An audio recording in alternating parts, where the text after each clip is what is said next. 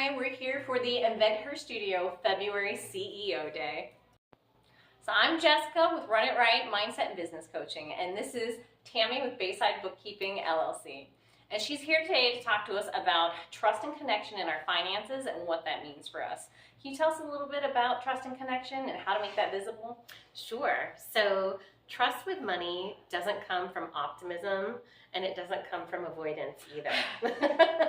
It comes from honesty and structure and consistency. And visibility is how you build trust with your money and your business finances. So what does visibility mean to you in finances?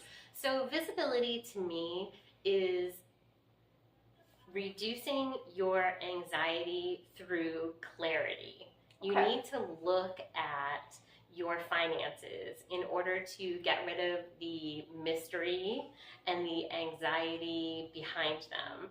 Because if it's an unknown, if it's invisible, it creates this churn inside of you, and it just overshadows everything else in your business if you're not clear on what your money is doing.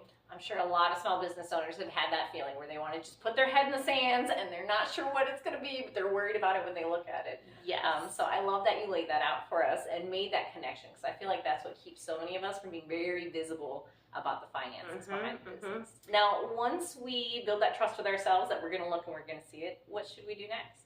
So you want to ask yourself, what numbers do I tend to avoid looking at? We want to name that thing so that it becomes less anxiety inducing. Once you name it, it kind of loses some of its power. Not so scary. Not so scary. And then what happens emotionally when I do look at those numbers is there's something in there that's making me avoid them. We need to be honest with ourselves and look at these numbers in a very aware and honest manner. Absolutely, because everybody knows that accounting and finances tells you the story of your business and how it's going, which is where some of that fear comes from. Yes, so it does. Once we get that visibility and we get a little structure to what we're doing, what's going to make the difference between us wanting to put our heads in the sand again or feeling like we're really on top of it now? So structure is going to create reliability in your numbers, and simple systems are what create this predictability with your finances. And money behaves better. Yes, money behaves or misbehaves if it has a clear home and clear boundaries. So we want to give money a trustworthy container in which to live. I love that.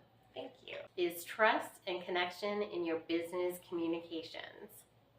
That's right. Thank you so much for speaking with me on this.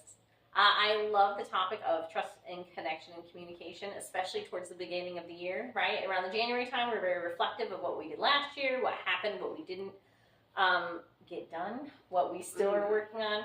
And I feel like communication is always a huge part of how much we're able to get done as small business owners. So trust and connection within yourself to be able to get the communication done, and then within your base and your employees and your team to know that you're an effective communicator are absolutely huge.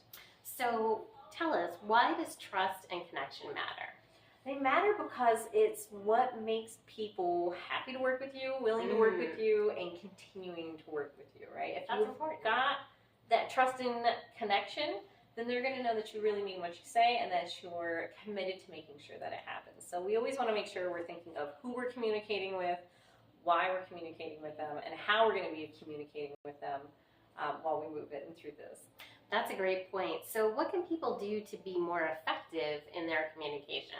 Now, see, this is always great, because I don't know how many times I've spoken to people and they say, you know, I went somewhere to go talk to somebody about this, but then I left and we don't have any plan in place. We don't have anything going on. So you always want to make sure that, one, you start the topics. You make sure that you tell people what is it that you need and that you want to accomplish.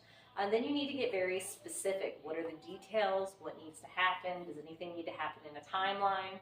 And then you have to follow up. This is another one. I don't know how many people have said, you know, we kind of started those conversations and then I never heard anything, but they didn't reach out either. So if this is something that you need to happen in momentum, you have to make sure that you have very strong follow through on your communication. So what can someone do to keep this going? That's a great question, right? Because we all have stuff that pops up here and there we have to communicate about, but part of trust and connection is also that consistency and making sure it happens. So I encourage people to get an accountability partner, right? It's somebody who understands the level of communicating that you're doing and that you can check in with them, right? And they can ask you, hey, did you do it? Did it work out the way that you wanted it to? Is there something you need to do different? And move from there. So having someone you trust and setting that appointment for accountability makes it not just you. It takes it out of just something in your head that you're working on. It makes it more grounded, and you have somebody you have to meet to talk to about it. So it just gives that extra layer of accountability for people and making sure that this stays with them throughout the year. That's all great information, Jessica. Thank you so much for being here with us today. Thank you so much for having me. Stay tuned for more conversations with Tammy and Jessica.